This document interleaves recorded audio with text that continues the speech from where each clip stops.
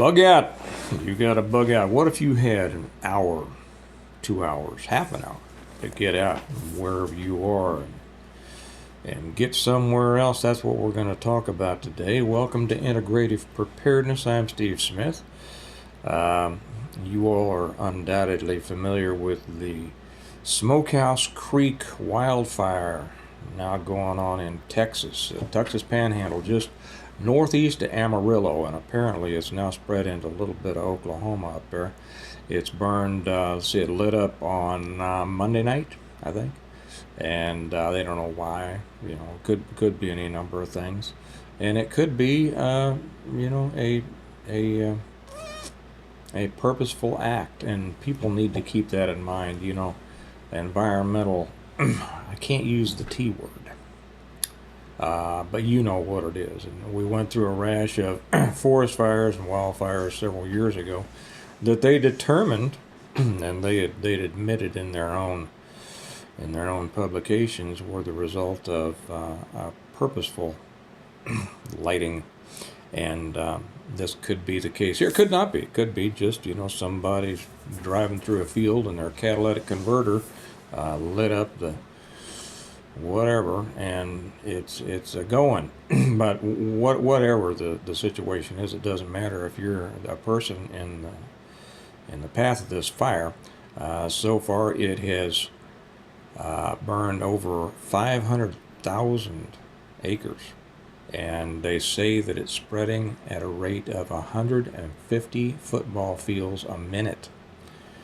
That's fast. If you've ever been I was going to say if you've ever been in the Texas Panhandle, but Texas Panhandle is not the only place where they have wind, right? If you were here yesterday, it could have burned across this. So there's a lot of places that have wind. Not saying that that's special, but down there it can be. I mean, I think probably the coldest, windiest I've ever seen it was one night in Amarillo, Texas. Anyway. So it's eating up, and the thing to ask yourself, and prayers for the people who are down there and having to get out and are being displaced, hopefully not misplaced, right? Hopefully they know where they are, and other people know where they are too. But those who are being displaced, prayers for them. But it's a lesson for all of us. What if you had to get out? Now pretty much everybody understands that bugging out, and I'll use that term even though I don't use that term myself. If you've been with me before, you know that I talk about moving to an alternate location. Bugging out means pretty much, it can mean different things to different people, so I'll let that lay. But I'll use the term bugging out because that's the one that most people understand. Everybody pretty much understands that bugging out is the last resort. Okay, you're leaving your primary location. You're leaving the location of most of your supplies, most of your support, your foundation. Okay, of whatever it is, you're leaving that and going somewhere where you're not going to have all of that. For the most part, there are some people who, if they went to their alternate location, would be moving to a place that is better prepared. And those people are fortunate. There are people who have the money to put together a very, very robust secondary location or alternate location, to where they don't prefer to live there, but that's where they go. Bunkers, whatever. And it's not just the super rich who have these places. I know people who are not Bill Gates and have a place that they have built up. And it's ready to go, and really it's in a better position to survive whatever comes than their primary residence. But that's not the case in most people. And in most situations, if you're having to bug out, you're having to get up and get in a hurry, and you're going to be moving to a place that's a little more tenuous than where you live. Well, what if you have to go, and how much warning do you have? That could depend on a lot of different things. It's going to depend on the nature of the threat, right? And in this case, in a case like a wildfire, here. What if your bug out location, what if the fire is coming at you, but it's between you and your intended location? Okay, that's something to think about. And this is what I talk about. If we have to get from where we are, it depends on what the threat is, where it's coming from, where the affected area is going to be. And these are the things that I suggest you think about yourself. What is the affected area?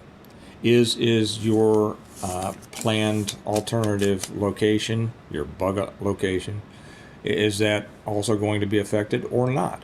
Or could it be affected, in the next few days in the case of a wildfire? In which case, you moving there isn't gonna do much, right? I mean, you're gonna get up and go, and then have to get up and go a day or two later if it continues to glow. This can also be seen. I mean, you can extrapolate this to other situations, whether it's any kind of storm damage, whether it's an attack, whether it's a grid down situation. What if a grid down situation is regional, not just local? But what if your alternate location is also affected by the grid down? Are you going to be improving your situation by moving there? Maybe, maybe not. Kind of depends on a lot of things. If you are moving to a less densely populated area from a more highly densely populated area, and the grid down extends for a period of time, you're probably going to be improving your position. But if it's just temporary, and you know that it is, well, you can't know that it is, but whatever. Maybe not. A lot of things need to be taken into consideration. But what I want you to think about in this one, and I'm particularly going to be interested because over on our Patreon channel, we have a lot of people who are super prepared, okay? And they're not what we consider preppers, like they're not entry-level people. Some are.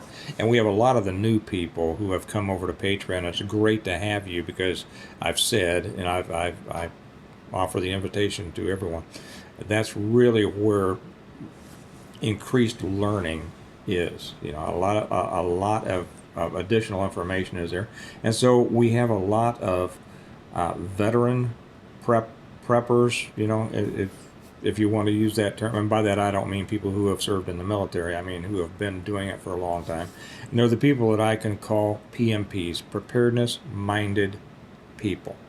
Okay, they have gone past the prepper stage of getting a bunch of stuff and thinking about all the possibilities, and actually they have implemented it for a long time and established a preparedness lifestyle that no longer is an activity, it's a lifestyle, and as a result they are prepared for many more things than the average prepper is. So I will particularly be interested in hearing the thoughts from our patrons on the Patreon channel. If you're not with us over there yet, the link is down below. Love to have you. You'll get a lot out of it. But what if you need to get up and scoot and you don't have, or you don't have a location to go to, you don't have family to go to, you don't have friends to go to. I mean, you probably got family and friends around, but hey, how about the family you haven't seen in 15 years, right? The phones are down. You can't call them ahead and say, hey, is it okay if I come by for, a year? But you, for whatever reason, you need to get. Now, whether it's for a short time or a longer time while you establish your plans for what's coming next, you just need to get. Are you ready to do that? What are you going to take? Have you already thought about what you need to take? What's your vehicle situation? Now, in most cases, vehicles are going to be running, depending on the area you're in. Are you going to be dealing with traffic problems? Is it going to be one of those things that really is a golden horde, as it were, not the people coming out of the cities, but the people trying to get out of an area, like happens all the time every time they have a hurricane down in the southeast, people don't get up and move quickly enough, soon enough. And so that's why there's traffic jams all over the place. Are you ready to go? Do you recognize the threat in time? And that's a lot of it. A lot of it is simply recognizing a potential threat in time and then allowing yourself to understand, it's the importance of acting. A lot of people won't do this. A lot of people are of the mindset, and you've probably done it yourself in the past. Well, yeah, it could be coming, but I don't want to. It's a lot of trouble to get all packed up, and then what if I didn't need to, and then I'll look like an idiot, and I will have used spent all this time and effort and put in all the work to get all packed up and go, and I miss a day of work, and and then everything's fine. I have to come back and unpack everything, and look like a fool in front of people who said, "See, I told you nothing would happen." Well, that's one of those things that you have to decide for yourself. But better safe than sorry kind of comes to mind in that, doesn't it? So, are you ready? The first thing is to understand the potential of a threat, and then make the decision to address it in time. Get out of Dodge in time. How are you going to do that? Do you have everything that you need at hand to pack into the old family station wagon? And hopefully you're not dealing with an old family station wagon. Is it everything positioned? Have you taken the time?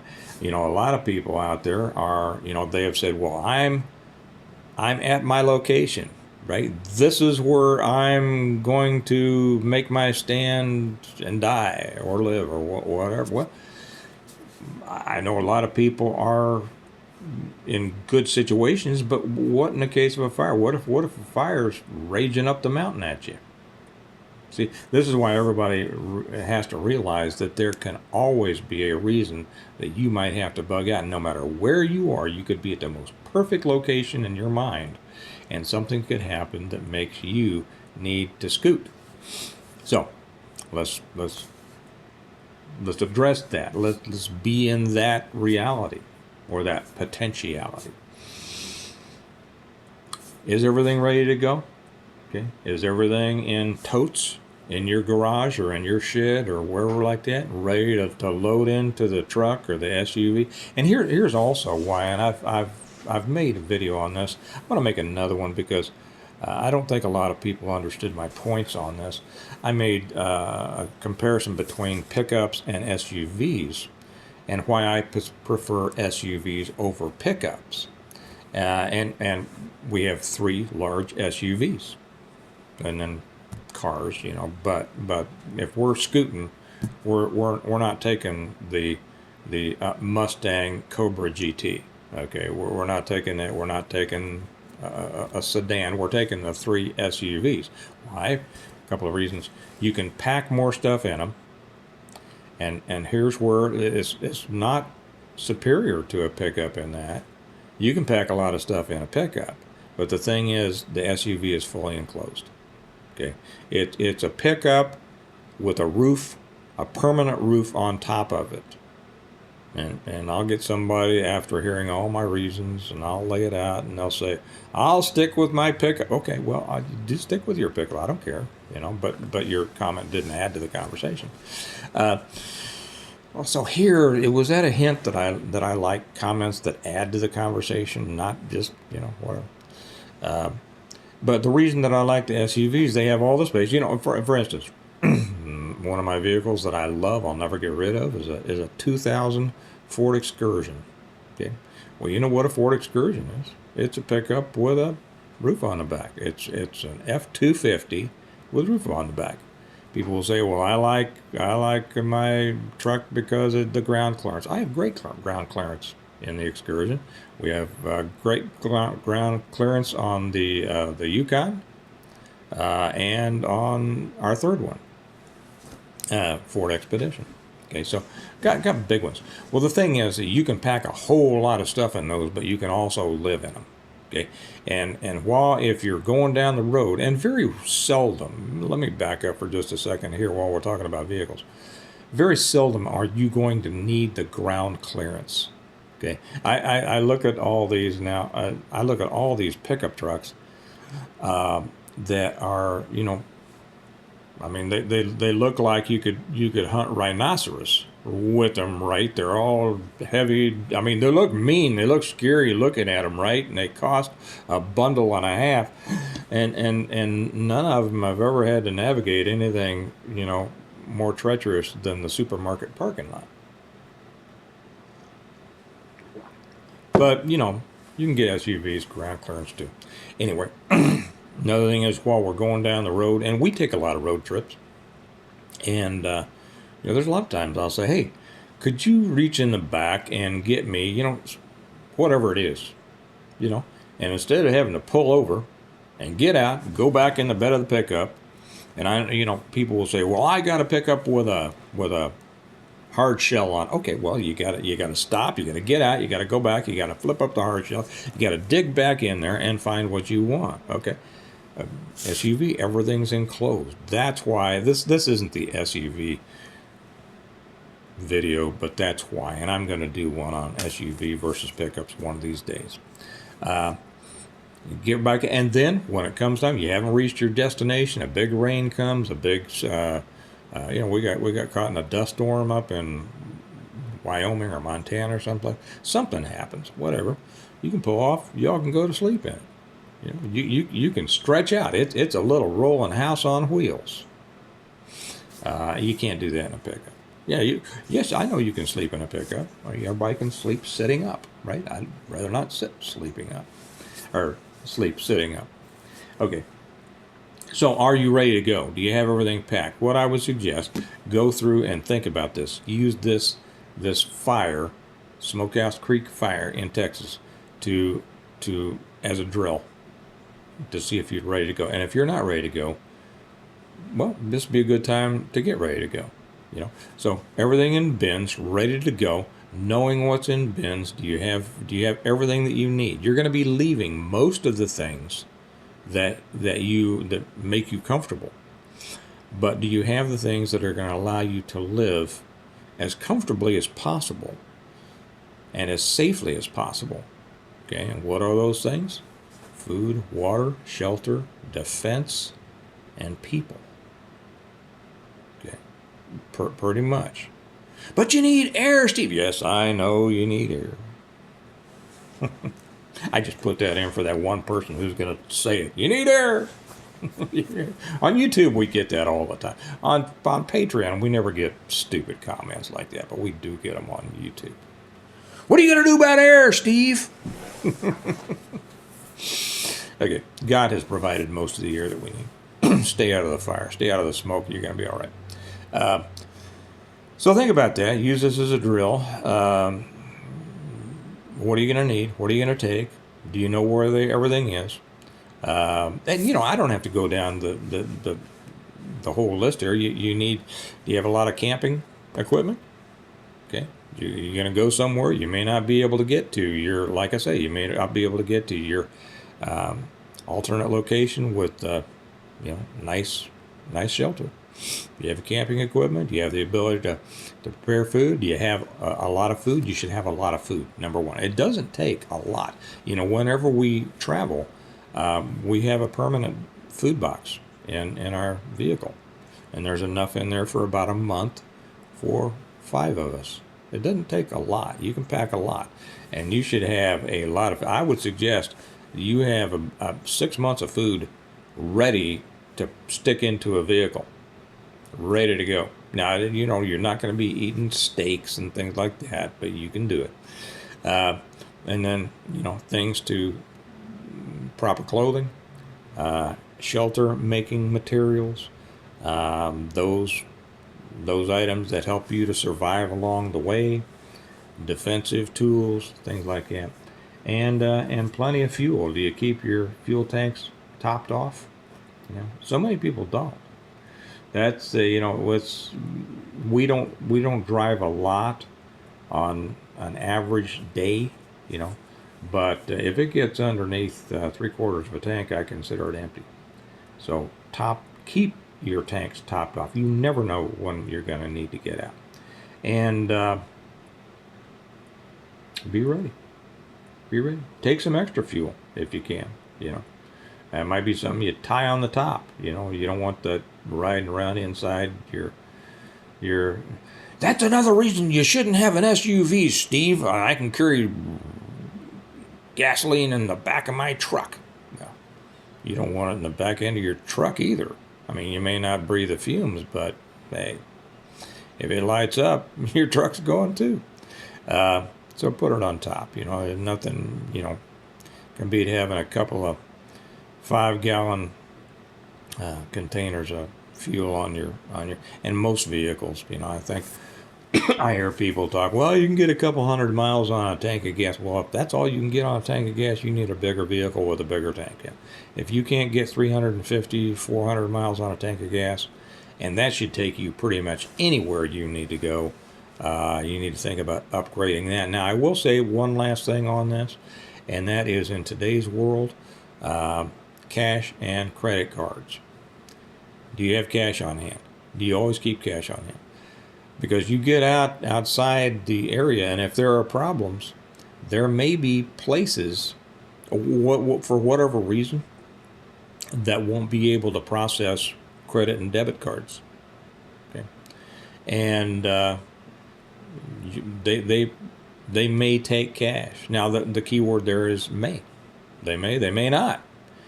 But if you need it and don't have it, you're out of luck, right? Better to have it and not need it than need it and not have it, right? My kids were drilled on that since they were kids. They'll say it almost in response to half the things I say anymore.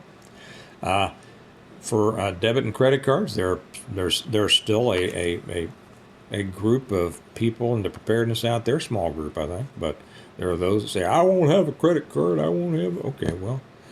Okay, then if you need to move out of your area and you're able to get into a motel, a hotel someplace, and you don't have a credit card, it's going to be a lot more difficult if you don't have a credit card. Well, I can still get them to take cash. Yeah, sometimes you can, sometimes you can't. Okay. So this is the way that we operate in the modern world. While we're still in the modern world, you do what you want. I don't care. So think about that. What if you have to scoot the boot? Here comes a fire. You got an hour. You got 2 hours. If you were smart, you had longer than that, right? If you were smart, think about all the fires out in California, right? And think about the hurricanes down southeast. You got those people who have been there, done that, and they say, okay, man, it's coming. I'd rather not have to, but they say it's going to get here in a day or so. Let's pack up and get out, see what happens. Would you rather be that person? Or would you rather be the person who says, oh, I've been through this before. They're going to come. The hurricane's not going to get me. Hurricane parties and all that. And or the fire department will get here and cut a line and keep it from burning down my house. And then when the time comes, finally you got about an hour and you go, whoa, I better get. Okay. Recognize the threat in time, do something about it, and get out. So anyway, use this as a drill. These people down there they're going to come out of this with some lessons behind them, right? Learn from other people's lessons. It's usually less painful than learning from your own. And you know what else you can learn from? You could learn from reading the Stonemont series. That's right. Some of you were saying, isn't he going to talk about his books? Yeah, darn right. That's why I wrote them. That's the only reason I put this channel together to begin with. But the Stonemont series, my books, the books that I wrote. 6 books, 6 novels in serial form. It's a complete plan of how to prepare for, how to survive, and rebuild after a complete collapse of everything. They're the reversion, the revival, the renewal, and appeal to heaven, the blessings of freedom and hostages to fortune. They're available on Amazon in paperback, Kindle, and Audible.